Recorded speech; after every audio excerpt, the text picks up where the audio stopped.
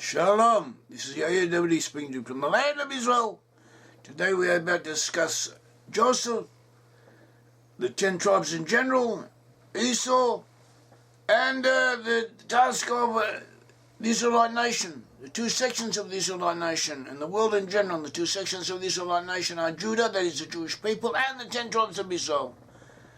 There were 12 tribes of Israel. They divided into two separate sections. One section became those who are now known as Jews, the Jewish people. They are comprised especially from the tribes of Judah, of Benjamin, of Levi, and also minority representations of all of the other tribes.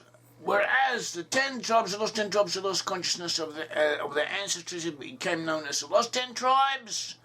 They are now amongst Western peoples. We identify them with peoples of Western Europe and offshoots from Western Europe, and especially those of the British Isles, of Ireland, Scotland, Wales, England, where we find a predominance of Israelite tribes descended from the tribes of Joseph, Ephraim, and Manasseh.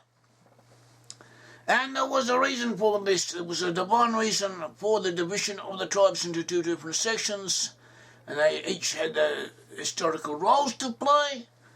The role of Judah was to keep the law, to develop the law, to be scattered amongst the nations, and to gather up sparks of holiness, one could say, and bring in converts and do what they had to do until the end times, when eventually they will return to the land of Israel, as they have begun to do so, and prepare the way for the other tribes, and also that the Messiah will come from them, and he will gather all of the tribes, and we will have a messianic era. Until then, they have a task to play, and they are fulfilling that task to a great degree.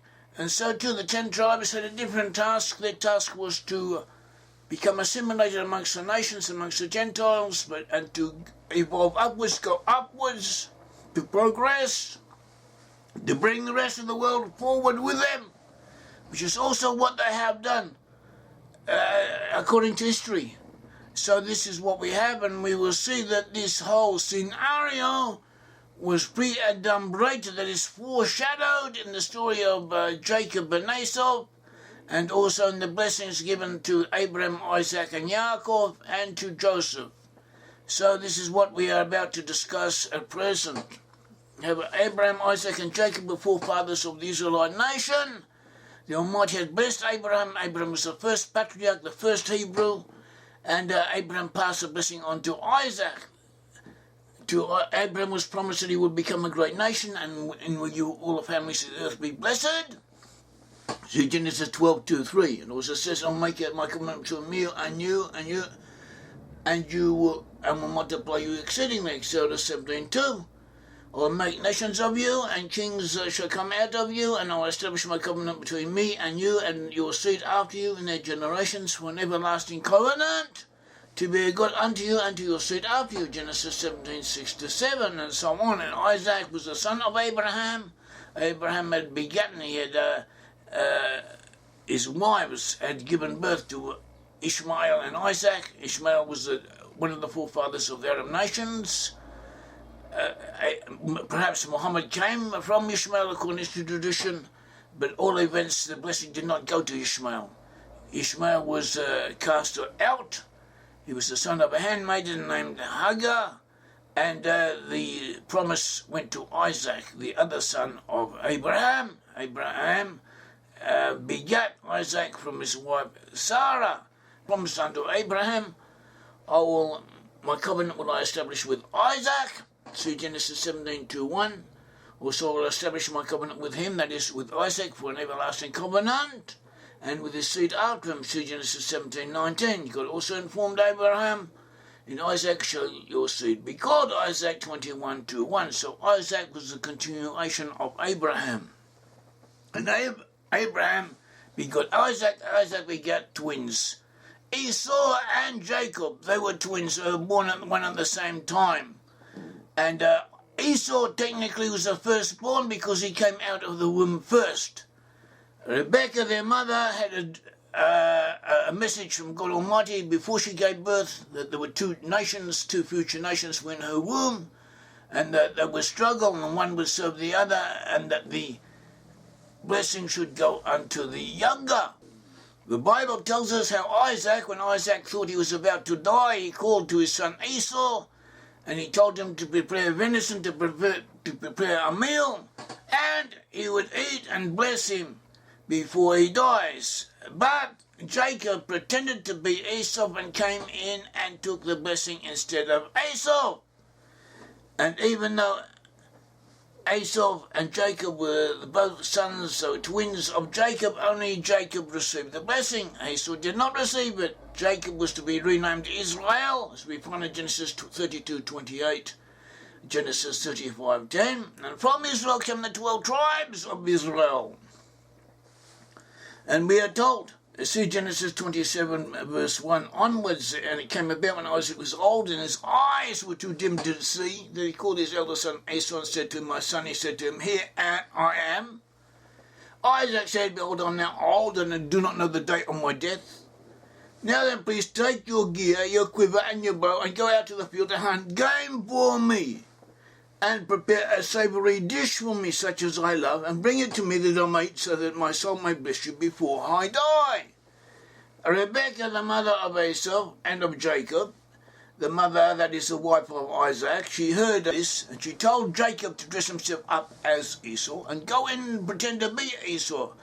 Isaac could not see, was blind at the time, and brothers often have similar voices, or even though they have their own voice, it happens that one can sound like the other. I have sons, Baruch Hashem, and grandsons, so I know each one has a distinctive voice, but sometimes on the phone, it happens that one sounds like the other.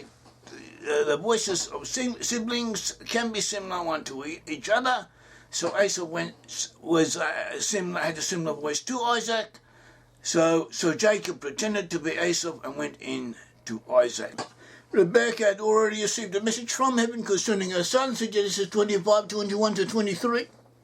So she knew what she was doing. At that time, unbeknown to Isaac, Jacob had already bought the right of the firstborn from Esau. We have two different things here. We have with the blessing and we have the birthright. They are two separate things, but we will see that in the understanding of Isaac, they were connected. That whoever had the birthright should receive the blessing. And Jacob had already bought the birthright, that is the right of the firstborn, from Esau, because Esau despised the birthright, as the Bible tells us. Jacob went in pretending to be Esau, received the blessing from Isaac, and he went out. Esau came in almost immediately afterwards, and he realized what had happened. He was told what had happened by Isaac, who also realized what had happened. So Esau cried out. He was very perturbed by this whole series of events. And it says in Genesis 27 verses 34 onward, when Esau heard the words of his father, he cried with an exceedingly great and bitter cry and said to his father, bless me also, O my father. And but he, that is Isaac, said, your brother came with deceit and has taken away your blessing. And Esau said, is he not rightly named Jacob? He has supplanted me these 2 times. He took away my birthright. And now look, he has taken away my blessing. And he said, have you not reserved a blessing for me? Then Isaac answered and said, indeed I have made him your master, and all his brethren have I given to him as servants. With grain and wine I have sustained him. What shall I do now for you, my son? And Esau said to his father, have you only one blessing, my father? Bless me also, my father. And Esau lifted up his voice and wept. Then Isaac his father answered and said to him, behold, your dwelling shall be of the fatness of the earth, and of the dew of heaven from above. By your sword you shall live, and you shall serve your brother, and it shall come to pass when you become restless, that you shall break his yoke from your neck. So Esau also received a blessing. Esau received a blessing that he should receive fertile lands, material prosperity, that he should be a warrior nation and live by his sword, that also he should struggle with his brother for suzerainty over mankind. And this is indeed what has happened. Isaac at first had not wanted to give the birthright to Esau, but due to the importunities of Esau, he was persuaded to do so. Incidentally, Esau is also referred to as Edom. Edom and Esau are the 2 names for the one person. Edom, Esau are one and the same person. And Isaac had not wanted to give a blessing to Esau. And in the end, he did give the blessing, but we see from the blessing that he'd already said that he had made his brother, that is Jacob, ruler over his brothers, over Esau. And therefore, according to Hebrew law, whatever the slave possesses it actually belongs to the master. So in the long run, whatever he had promised to Esau had also to belong to Jacob, and Jacob would have control over it. So this is an important point. And this is why he did give him the blessing. The blessing that he gave to him was a shadowing of what he'd already given to Jacob, and what Jacob was destined to give to Joseph, as we shall see. Also, another point is that when Isaac heard or understood that Jacob had been the one who had given the blessing instead of Esau, but he said to Esau, in Genesis 27:33, as we are told, Isaac trembled violently and said, "Who was he then that hunted game and brought it to me, so that I ate of it all before you came? And blessed him, yes, and he shall be blessed." He said, he confirmed the blessing, yes, and he shall be blessed. So what do we know from this? Is not a simple thing. And you shall be blessed, because the blessings are not things that men make up, that men invent for themselves, that men give of their own volition. The blessings of the Bible are actually blessings from God Almighty, and the person given the blessing acts as a conduit, as a vessel for the blessing to come down. We find this in the blessings of the priests, when the priests, that is the Cohens from the tribe of Levi, were commanded to bless the children of Israel. We find in Numbers 6, verses 22 onwards, it says, "The Lord spoke to Moses, saying, Speak to Aaron and his sons, saying, This is the way you shall bless the children of Israel. Say to them, The Lord bless you and keep you. The Lord make his face shine upon you and be gracious to you. The Lord lift up his countenance to you and give you peace. So they shall put my name on the children of Israel, and I will bless them." As God says, commanded the Cohens, the priests, to bless the children of Israel, to say this, that, and that, and I, that is God Almighty, will put my blessing upon them. In other words, God gives a blessing, and the person giving the blessing is a conduit, is a vessel, a kli, an instrument through which the vessel is transmitted to the person being blessed. And so Jacob, when he had given the blessing to Jacob, he knew, he understood that this blessing was from God and that the blessing was valid. And as he said, yes, and he shall be blessed, when he realized what had happened. Because there was no going back, it was irrevocable, it had been from God Almighty, and no matter what or how it had come about, this is what had been done, and it had to be abided by in heaven as he understood. Also, he had not been aware at the time, apparently, that Esau had already sold the birthright to Jacob. See Genesis 25:34, where it says that Esau sold the birthright and he despised it. In other words, Jacob was actually getting what belonged to him according to the law, according to what was right. So that is also a point to remember. But the question is, why did it have to be this way? Why all this subterfuge? Why this roundabout way of deceiving Isaac, of pretending to be someone else in order to get the blessing that should have been yours anyway? Why couldn't the Almighty, or divine providence, the Almighty through divine providence have brought about that he gets it straight away, straight out, and straight and forward, without any questions, without any doubts, without any queries on the manner the blessing had been received? So this is a thing that we have.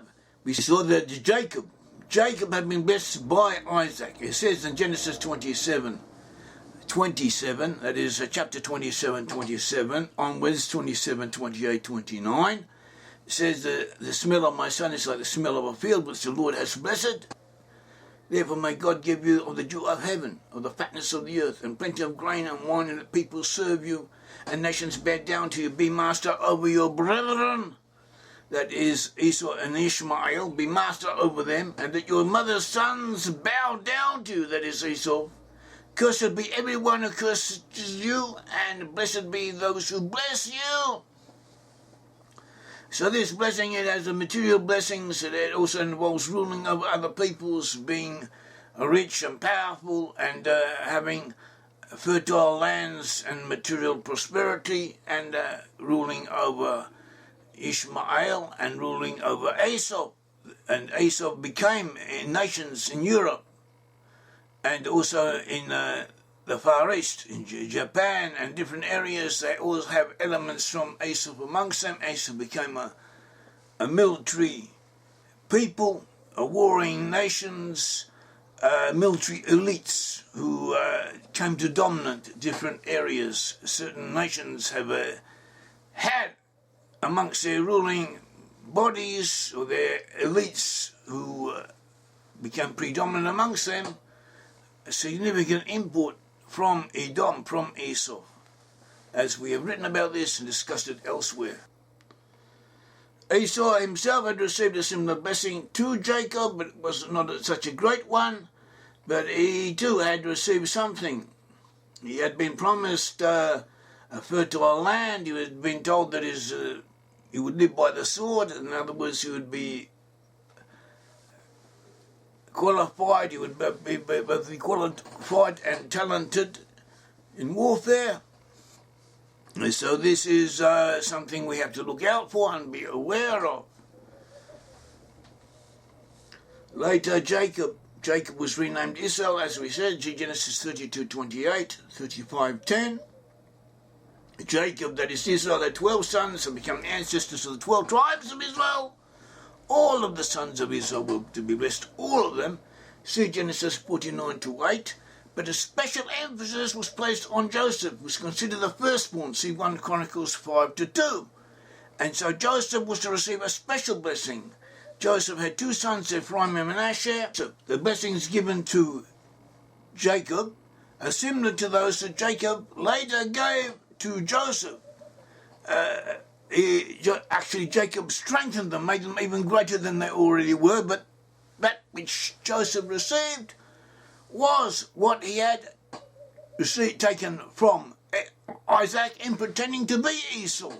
See Genesis 49:25. As Isaac is speaking to Joseph, he says, "May the God of your father who will help you, and by the Almighty who will bless you with blessings of heaven above, blessings of the deep that lies beneath, blessings of the breasts and of the womb, the blessings of your father, have excelled the blessings of my ancestors.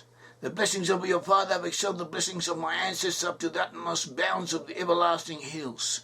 They shall be on the head of Joseph and on the crown of the head, and will separate him from his brethren."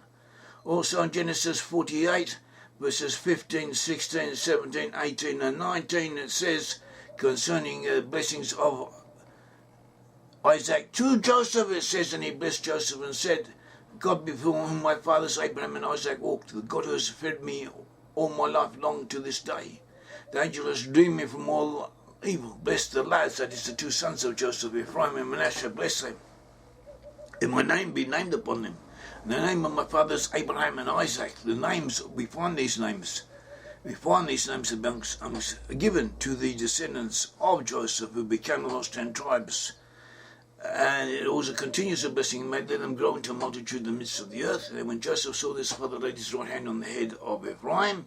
It displeased him, so he took hold of his father's hand to remove it from Ephraim's head to Manasseh's head. And Joseph said to his father, "Not so, my father, for this one is the firstborn. Put your right hand on his head." His father refused and said, "Oh no, my son, I know he also shall become a people, and also shall be great, but truly his younger brother shall be greater than he, and his sons shall become a multitude of nations." His expressions concerning Ephraim, the son of Joseph, they shall become a multitude of nations, and Hebrew's mother, Agwem, is actually literally translated, or best translated, as fullness of the nations. And this means, according to Onkelos and other commentators, fullness of the nations means rule over the peoples. It means bring them to fruition, enable them to be what they are, what they can become through you. You shall have the fullness of the nations. That was a blessing given, promised to Ephraim. And this is what the British Empire did, in effect. And so we have this blessing.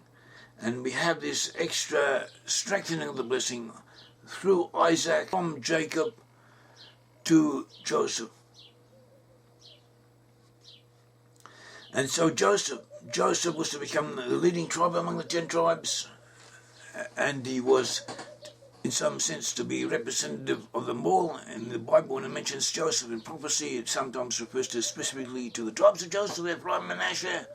At other times it means the whole of the 10 tribes together in the future. And these 10 tribes, so it separated from Judah. They were exiled by the Assyrians, so taken away into exile to different areas, and they lost consciousness of their ancestry. They were taken away by 2 separate paths, or one of them was overland to areas in the northern regions of the Assyrian Empire by the Caucasus Mountains and to Iran, and from all of that area, via which they eventually moved into southern Russia, and from there to Western Europe.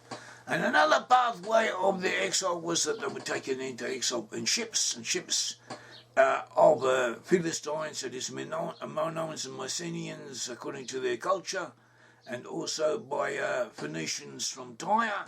They were working as proxies, as agents of the Assyrian Empire, and they were directed by Esau, by people from Edom. Edom oversaw the transportation of Israelites to the west, and these Israelites to the west, some of them went directly to France, some of them went to Spain, some of them went to Ireland, and they went to the British Isles, to Britain, and also those who had gone to Europe, many of them also moved into the British Isles later. So these are the 2 pathways of migration. These are mentioned, indicated in the Bible. One of the sources concerning this is the book of Amos, in chapters 1 and 4, and he mentions that the usage of Philistines, that is from the cities of Gaza, Ashdod, Ashkelon in those times, which are Philistine cities used by the Assyrians to transport Israelites into exile, and they were working in the service of Edom, in his turn was an intermediary between the Assyrians and the exiles. He was part of the Assyrian setup of united, confederated groups who were running the Assyrian Empire. And he mentions Edom, mentions him several times. He mentions him as being the major element in this whole process. Also, the city of Tyre was a major Phoenician city. It's now Lebanon, a major city. Portion of this, the inhabitants of the city, were actually Edomites from Esau. And even according to their own legends, their city had been founded by Samari, that is Israel, and by Esau, that is Esau. And so we have this. We also have in traditions and history, Eilert Sami is an English-British historian, using other older sources. He lived in the 1600s. He said that Britain, before the Anglo-Saxons came, had been ruled over by people who had been heavily influenced by Phoenician culture, and he said that these Phoenicians were actually Edomites from the city of Tyre. So this fits in what Amos has told us, and this also fits in what we now know, that the lost 10 tribes, in order to fill their task in the world, had to go down to the level of the nations, forget who they were, become like the other peoples, and then evolve up and take the rest of the peoples with them. And this is what they had to do, and this is what they did do. So in the same way as Jacob, in order to receive the blessing from Isaac, had to dress himself up as Esau, pretend to be Esau in order to get the blessings that were his anyway. So to Joseph had to lose consciousness of his ancestry, be taken over by Esau, live in a similar manner to Esau, forget where he came from, but eventually evolve forward and bring all of civilization, all of the rest of the world forward. And this is what Joseph has done. May the Lord God of Israel bless you. Thank